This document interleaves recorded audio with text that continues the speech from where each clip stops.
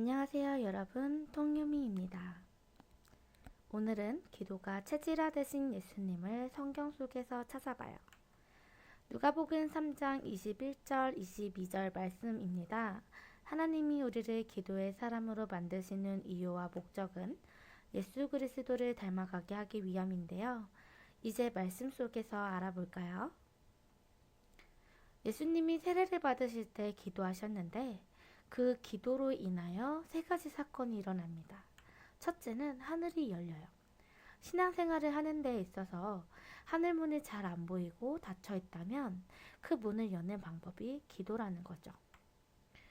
예수님은 세례받기 전에는 일반인으로서의 삶을 사시다가 공생의 사역을 시작할 때에는 이 하늘 문이 열려줘야만 사역을 할 수 있었어요.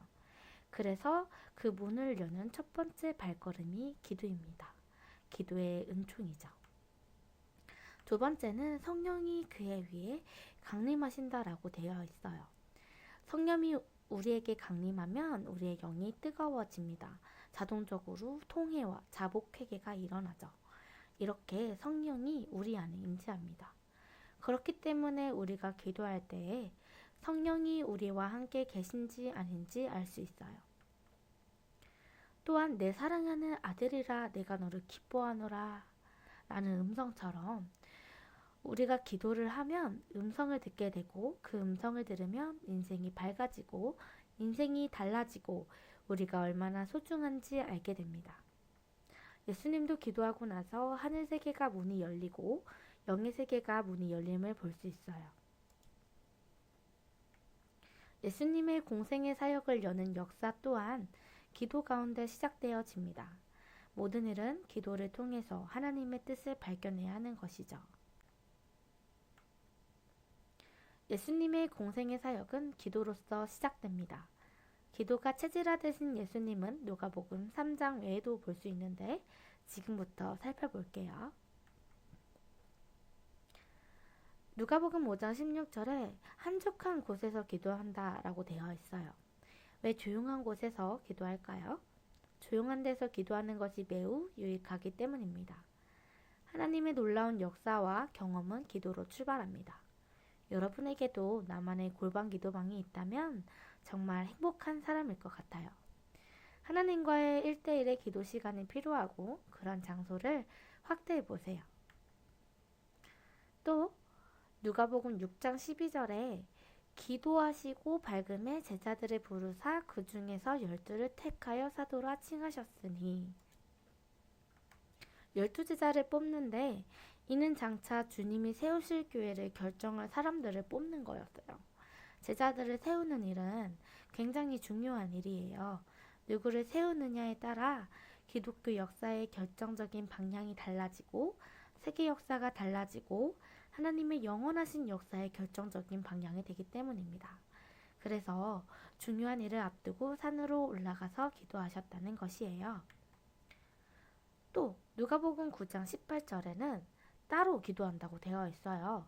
가족들이 마음을 합하여 기도할 수도 있고 온 교회가 기도할 수도 있고 마음이 맞는 친구 2명이 기도할 수도 있어요. 그렇지만 혼자 기도하면서 무엇을 어떻게 해야 할지를 하나님께 믿고 구하는 따로 기도하는 모습도 볼 수 있습니다. 예수께서 베드로와 요한과 야고보를 데리시고 기도한다. 자신과 관계를 맺고 있는 동역자들과 평상시에도 기도하는 것에 대한 중요성을 직접 보여주는 것이에요. 어쩔 때는 혼자 기도해야 기도가 잘 되는가 하면 어쩔 때는 동역자를 위해 기도할 때 기도가 더 잘 되기도 합니다. 또 누가복음 22장 31절 32절 말씀을 보시면은 음식에 대한 감사 기도도 드리셨지만 시몬아 내 믿음이 떨어지지 않기를 기도하였노니 한 사람을 놓고도 기도하심을 알 수 있어요. 사람을 정해놓고 기도를 한 거죠. 이렇게 타인을 위한 기도는 나 자신을 위한 기도도 들어있지만 이웃과 우리 가족과 약한 자 등등을 위해 기도하는 것이에요. 예수님의 기도의 방법, 타인을 위한 기도를 하다 보면 생각과 마음이 넓어집니다. 타인을 위해 기도할 때 신앙이 성숙합니다. 그리고 그때 하나님이 그를 사용하십니다. 어떻게 기도해야 하는지 안다면 그 기도를 정확하게 하는 자에게 하나님이 그를 더 성숙하게 한다는 것이죠. 22장 41절, 42절에 만일 아버지의 뜻이여든 이 잔을 내게서 옮기시옵소서. 그러나 내 원대로 마옵시고 아버지의 원대로 되기를 원하나이다 하시니, 하나님의 뜻을 찾기 위해서 결사적으로 기도하신 거예요. 기도 속에서 나타나는 변화가 있었던 거죠. 내 뜻이 아닌 하나님의 뜻을 이 땅 가운데에서 이루시기 위해 결사적으로 기도하심을 알 수 있어요. 하나님이 우리를 변화시키시고 성숙하게 하시고 예수를 닮아가게 하는 방법을 기도의 모본으로 보여주십니다. 겟세마네 기도 후 십자가의 고난을 당하시는데, 예수님의 고난은 우리의 죄 용서를 위해서 부활과 영생을 위해 고난을 당하시는 것입니다. 그분의 부활이 우리의 부활이 되고 그분의 영생하심이 우리의 영생하심이 되는 거죠. 우리도 마찬가지 예수님이 하나님의 뜻을 따라서 하루하루 결사적으로 기도하셨던 것처럼, 그 뜻을 이루셨던 것처럼 우리도 하루하루 하나님께 기도하는 자가 되어야 합니다. 그렇기 때문에 회중 예배 대표로 기도할 때 기도문을 써서 잠시 허튼 방향으로 가는 기도가 되지 않게 미리 준비해야 합니다. 8번째, 기도는 우리를 분노와 미움에서 해방시켜주는 방법일 수도 있어요. 저희를 사하여 주옵소서. 예수님을 때리는 사람들, 예수님에게 침뱉는 사람들을 위해서도 예수님이 기도하시는 모습이에요. 마음이 억울한 것이 있고 괘씸한 것들이 있고 타인 때문에 막대한 손해를 보았더라도 기도하라는 것이죠. 물론 잘 잊혀지지는 않겠지만요. 십자가에서 달리시기 전에 용서하고 축복하는 것, 악을 이기는 방법은 선을 행하는 일밖에 없습니다. 미워함으로 이기는 것이 아니라 그 사람을 사랑해 버려야 이기는 것입니다. 23장 46절에 내 영혼을 아버지 손에 부탁하나이다 하고 이 말씀을 하신 후 문명하시다 라고 되어 있어요. 마지막까지 기도하시는 모습이에요. 공생애를 시작하면서 기도하시고 그 과정 포인트마다 기도하시고 마지막 숨을 거두시면서도 기도하시는 모습을 볼 수 있었는데요. 자기 영혼을 하나님 아버지께 부탁하시는 기도, 이 마지막 호흡을 기도에 사용하려면 기도에 체질화되어 있어야 돼요. 그렇게 되려면 기도 훈련을 한 사람이어야겠죠. 이렇게 기도가 체질화되면 복 중에 복이라 말할 수 있습니다. 어떻게 마지막 숨을 사용하게 될지 우리는 아무도 몰라요. 수술대 위에서 죽음을 맞이할지, 안방에서 죽을지, 병 속에서 죽음을 맞이할지, 길거리에서 죽을지, 어디서 죽음을 맞이하게 될지는 아무도 모르지만 모두 마지막 호흡은 존재합니다.